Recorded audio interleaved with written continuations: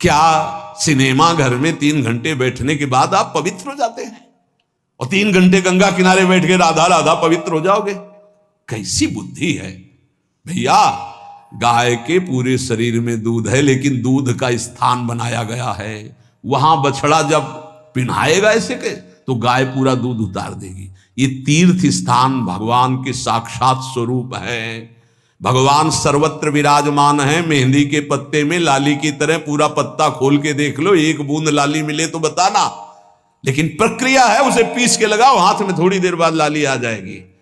कण कण में विराजमान भगवान को प्राप्त करने की प्रक्रिया है। उसी प्रक्रिया में आता है काशी जाओ, उज्जैन जाओ, द्वारिका जाओ, नहाओ, स्नान करो, तप करो, भजन करो, स्वाध्याय करो, तुम्हारा हृदय पवित्र होगा। ये जो ज्यादा ज्ञान बघारते हैं इनकी बड़ी दुर्दशा होती है। पक्का स्थान है, जब उन स्थानों का सेवन करोगे और तप करोगे और दृष्टि बदलेगी, तब सर्वत्र वासुदेवा, तब वासुदेव का अनुभव होगा। विद्या विनय संपन्ने ब्राह्मणे गविहस्तनी स्वनीचय सुपाके चा पंडिता समदर्शिना।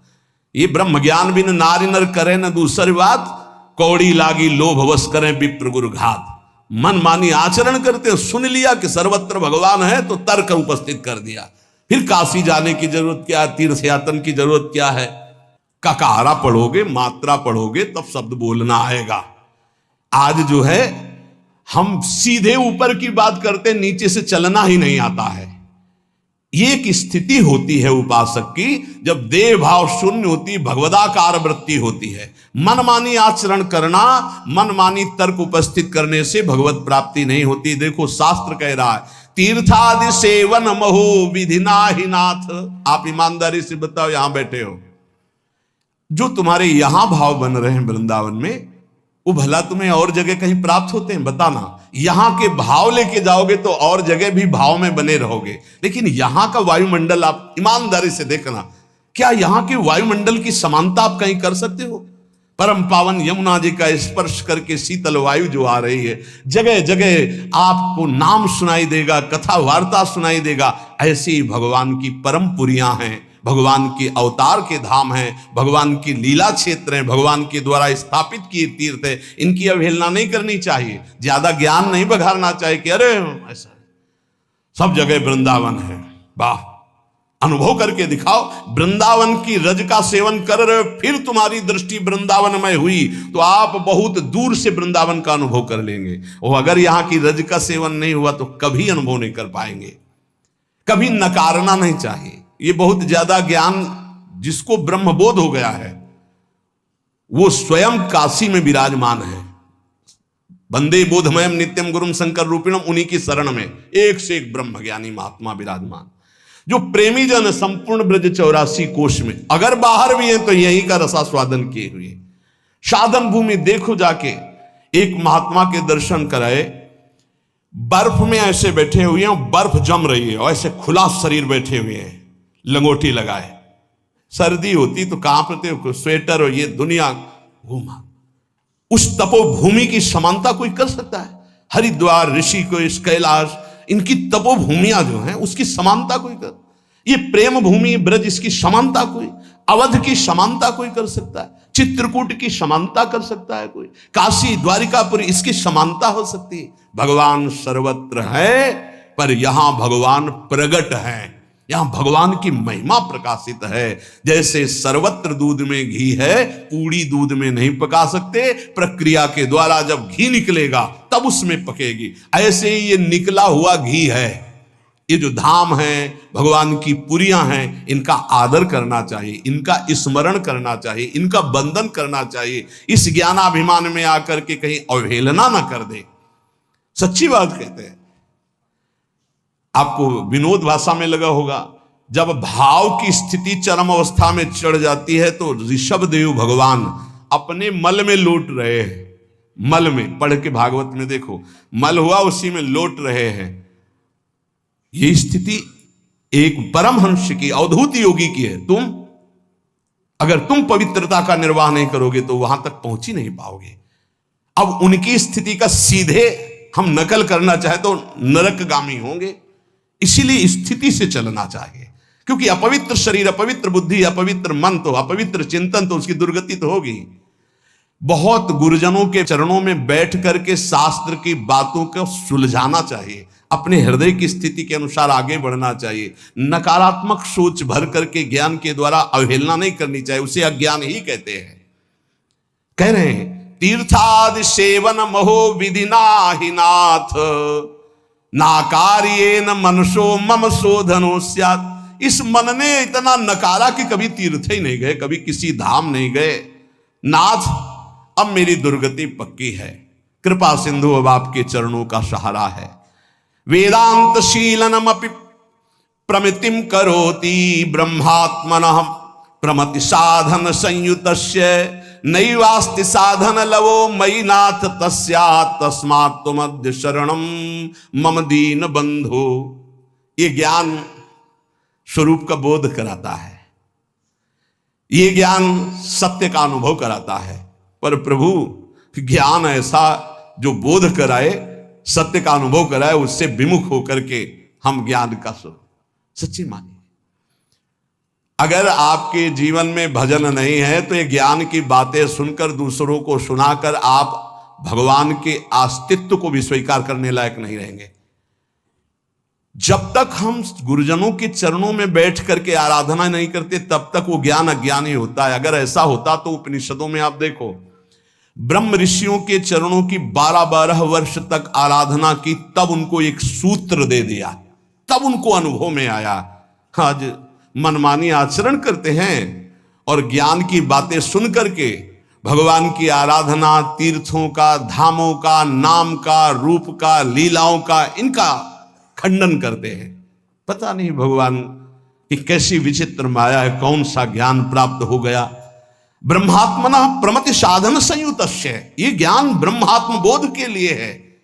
ये भगवान की अवहेलना, तीर्थों की अवहेलना, या नाम की अवहेलना, या ठाकुर जी की सेवा पद्धति की अवहेलना, इसके लिए नहीं है। देखो, अगर ऐसा होता तो भगवान श्री राम रामेश्वर रूप में शंकर जी की आराधना कर रहे हैं, भगवान शंकर हनुमान जी के रूप में राम जी की आराधना कर रहे हैं। इनसे बड़ा कोई ज्ञान नहीं है। आजकल ज्ञान होता है तो सीधे भगवान की आराधना की अवहेलना करना शुरू। स्वयं परम ज्ञानी भगवान शंकर ज्ञानी नामक गण्यम हनुमान जी का रूप रख के राम जी की सेवा में राम जी रामेश्वर जी की सेवा कर रहे हैं। सेवा भगवान स्वयं कर रहे हैं, जो ज्ञान स्वरूप है, बोध स्वरूप है। इसलिए ऐसे ज्ञानी की चर्चा ना सुने जो नाम की अवहेलना, रूप की अवहेलना, ध्यान की अवहेलना, सेवा की अवहेलना, तीर्थों की अवहेलना, भगवत भाव की अवहेलना करे।